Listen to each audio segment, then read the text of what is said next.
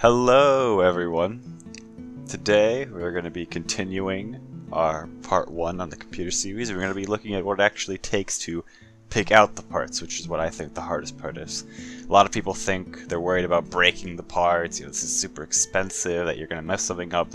I've never had that happen to me before. The hard part is finding the parts that you need in your computer and getting the right price for them. So I mean, not buying CPU that costs a ton and then spending a little bit on a graphics card if you're going to be gaming. Graphics card should be the focal point of your computer. Graphics gaming. If you're going to be rendering, doing things like video editing and making, something like a very high-end CPU would suit you better than a graphics card. And it's all depending on your budget. So today, just including Windows in our build, we're going to be putting one together, and we're going to have a budget of around $800. $800 to $900 is going to be our budget, so that is going to be the upper end of gaming computers that can run pretty much almost any game on the highest settings at 1080p, 60 FPS. And so right now, we're going to be looking at the choices we have to help us make these decisions. So, on this page we have benchmarks. So if you look up benchmarks, you're going to have a multitude of options. One will be Passmark, and they will give you, a rough sort of benchmark on here. So we'll see the high-end CPU chart, and they will give you a number correlating with the processor, its cost, but I would just not look at this. And it'll tell you, like, alright, so this one's going to be 10,000, this one's going to be 9,000, you'd think this one would be better, but this is raw performance and not something that you can really judge it by, because I think this is a 18-core processor, 16-core processor, scores a super high score, and one of these down here, the 6700K, very common high-end processor in gaming computers, very high-end, gets an 11,000. You would expect it to be half as fast. However, in gaming, almost positively, this 6700 is going to beat it. So I'm going to explain why. We're going to open up actually some MS Paint here to explain. Give you a bit of a little diagram. Hey guys, turns out you can't really record these things using your webcam, as it's going to cover up this bottom bit, which is pretty important.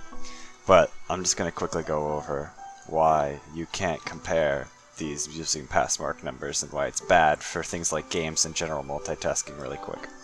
So, let's pretend like this Intel processor scores an 8,000 total, and this AMD one scores an 8,000 total.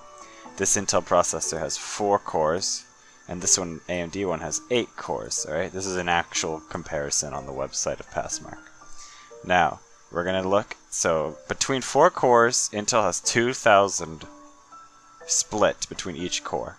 Alright, AMD has 1,000 split between each core.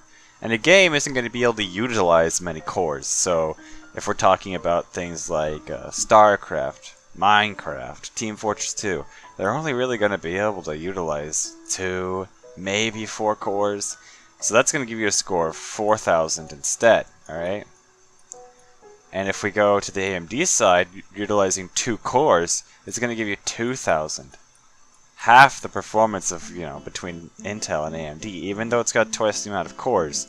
The only things that can really take advantage of this are things like rendering, that uses every core. Something that's going to use all of them 100%. Live streaming can use it pretty well.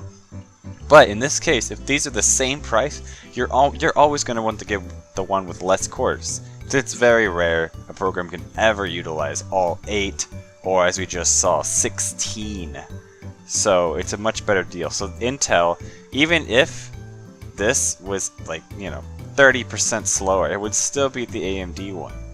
So that's pretty much why people will almost always recommend Intel over AMD. And as of right now, AMD is planning on coming out with a new processor, and there isn't a whole lot of information on that or how well it's going to do, but as of right now, Intel is the king of gaming, and their i5 line is the best. So we'll get back to the regular content now.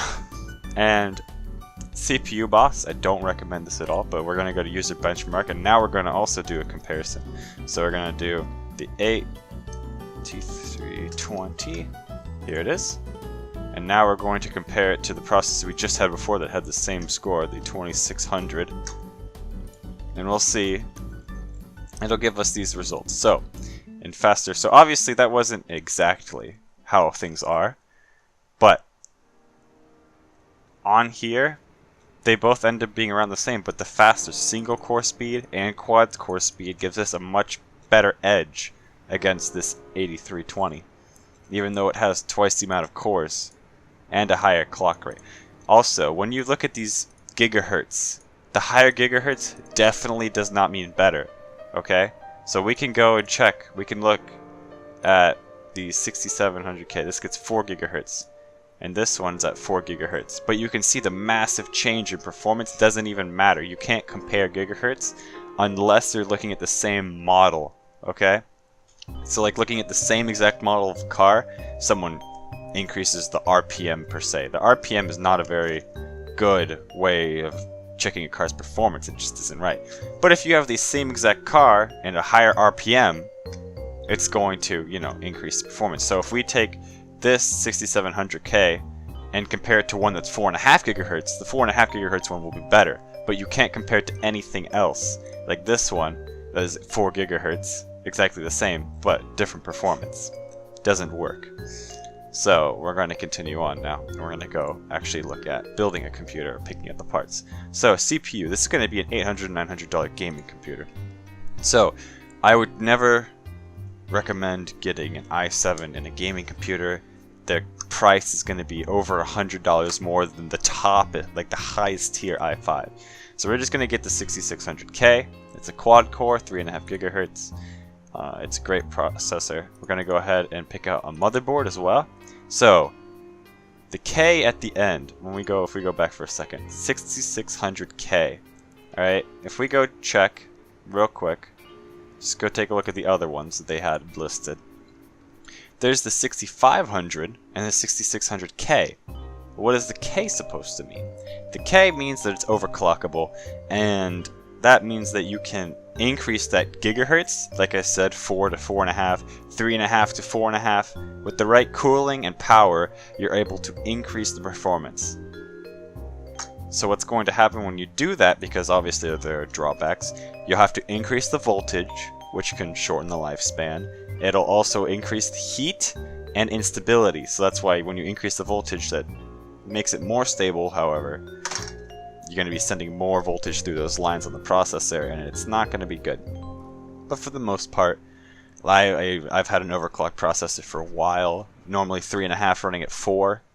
And it's absolutely fine, haven't had any problems. It's been 4 years now. And of course you can go further, 3.5 to 4.5. People will push it up to 5, and not all of them can even overclock at all. Intel guarantees that it'll be at 3.5, but they don't guarantee that it'll go any higher.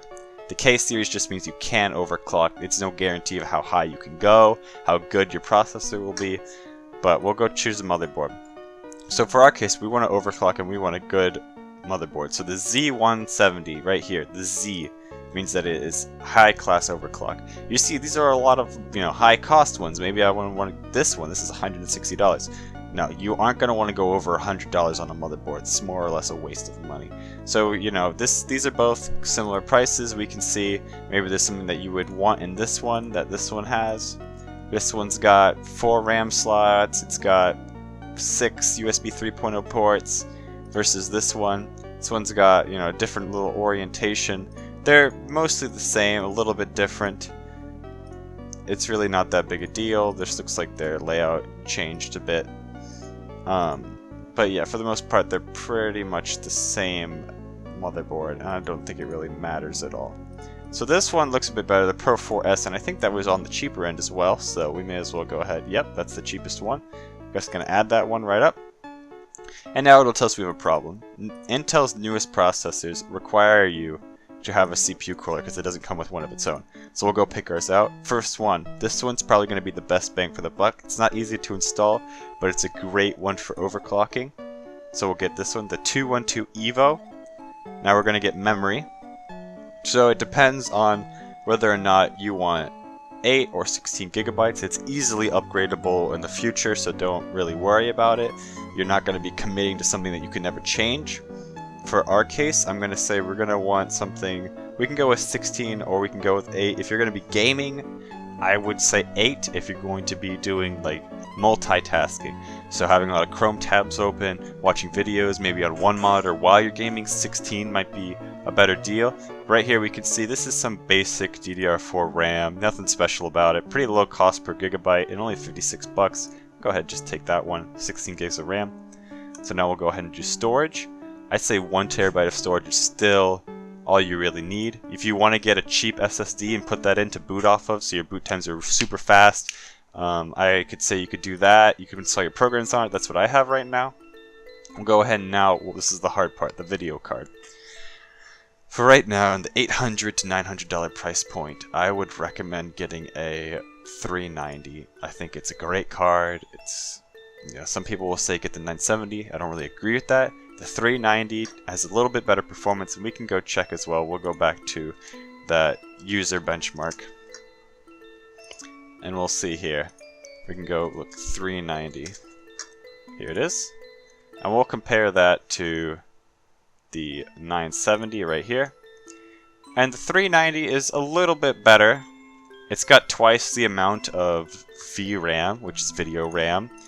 This has 3.5 usable. This has 8 usable, and that might not come into play very much, but later on as times change. It also has better DirectX 12 performance, which is important for newer games coming out, so if you're building to future-proof, I would recommend the 390 over the 970. And not to mention, whenever you go to buy it, 390 is pretty much almost always going to be cheaper than a 970. Makes you wonder why it's more expensive. There really isn't much of a reason. I would get Power Cooler as a good brand for these cards. They make very beefy, big cards. We can look at a picture on Newegg real quick and see that is a massive, you know, just monster of a card. My friend has one, and it's been working great for him. He's been getting, you know, over 100 FPS on highest settings in Battlefield 4, and it's a very good card. I would definitely recommend. Now we're going to go choose a case. Now, I have a website up called Logical Increments, and this is one of my big problems with it. Logical Increments is another basic way to put together a build for cost, and they will include a 380X, a much weaker card compared to the 390, an i3, much weaker processor. They will, you know, I guess want you to get better cooling. This is the same motherboard that we picked out, less RAM, same terabyte hard drive, a SSD, a higher end sort of power supply, and then a $70 case. You do not need to spend that much on a case. Mine cost $50 when I bought it. Airflow is important, but spending that much on a case isn't. I would definitely suggest on the lower end for $35 the NZXT Source 210. It's nothing special, and here we'll go on Newegg and take a look at it. It doesn't look that great, but it's got decent airflow. It's got space for cable management. Here we can see some inside pics. Right here, you're going to put your power supply down there, install your motherboard right there. You're going to have place for your, you know, if you want a DVD drive or any kind of media reader. And down here, there's plenty of space for tons of hard drives. Fan at the front, fan at the back. You put one on the top if you want. You put one on the side if you want. Graphics cards go right there. It's a spacious case, and it's cheap, and it's a good case. So we're going to go ahead, and we're just going to get this one, $35. And now we're going to choose a power supply. Last part of this one. So power supply is going to be a hard one, and I would very much recommend going to a place called Johnny Guru. He does great power supply reviews, and he'll tell you which ones are good, which ones are bad. So for instance, if we want to go check one, let's say we're looking at buying this power supply. Scroll down to the bottom, he'll give you a big whole, you know, takedown. It'll show you everything about it, tons of pictures. That's not that important. We want to see the scoring that this one gets. So a 9.1 out of 10 is on the upper end. Functionality is lower, value is lower, however performance is high. That's very important. So that's a good one. I wouldn't recommend anything that gets a 7.5 or lower in this build. So something that, you know, you want to try to go for the upper end, 8.5 or higher. So if we want, we can go check Supernova, see if he's done a review on it. It's a search bar, so we'll just search for this one, or just the Supernova, and see what he's got done on it. So there are reviews on the site, and you can just check, make sure this is a good power supply. And now we'll also go into what these meanings mean, efficiency. So in this build, you're going to want to get, or almost any build, the minimum of 80 plus bronze. That means that the power supply can deliver 80% of the stated value or more. So if it's a 500 watt power supply, it's guaranteeing that you're going to get 400 or more out of it. So you might be wondering, well, why is it less? Well, all of the numbers, and this is a little confusing, 500 watts, if it's a 500 watt power supply, like this AVJ 500B we have right here, if it's a 500 watt power supply, that means it guarantees it'll take 500 watts from the wall, and then it'll translate that to 400 or more usable watts in your computer. So right here it'll give us our estimated wattage, 477. The 650 watt gold power supply, gold meaning that's going to be more efficient and deliver more power. You're going to lose less. The $76 is on the upper end. You can get different ones. It's pretty great price, $75 for a gold power supply. We'll go ahead and just add that. And our max was $900 on this build, and we're going to be getting 878. And this is pretty much going to play any game you want on highest settings and 1080p, 60 frames per second. You know, you could push more than that on this build. This is a very solid build. It'll be well made. You can put it together. We already went over the parts in the last video. But yeah, so we don't want to use these sites. I would just recommend, if you have to, using user benchmark. It'll let you compare hard drives, CPUs as well, if you're kind of divided on which one you want. If you want to get the 4690K and you're comparing it to the, right here we can check the one that we had in our build, the 565. Here it is, the i5, or it would be the 6600K. Here they are. It'll tell you, you know, generally it's a little bit faster by about 10%, nothing special. However, it's going to have a newer RAM, you're going to have more new features on it, and it's just a whole new wave. So since this is the newest generation of processors out at the time, I would recommend going with this one. It doesn't cost that much more, and this is going to do games very well. You can get a lower end processor if you need to save some money. You can cut down, maybe go to 8 gigabytes of RAM. You don't have to get such a nice power supply. You can get a worse graphics card, going down to that 380X they had. And you know, if you want to throw in an SSD as well, you can just hit add additional storage. And we can go down here and click on the SSD option. And we can see here, this one, 120 gigabytes. I would recommend trying to go for something around 240, but if you need to go with 120, this 8801 looks fine. I've heard fine things about them as a company, so just for 35 extra bucks, it puts it a little over 900.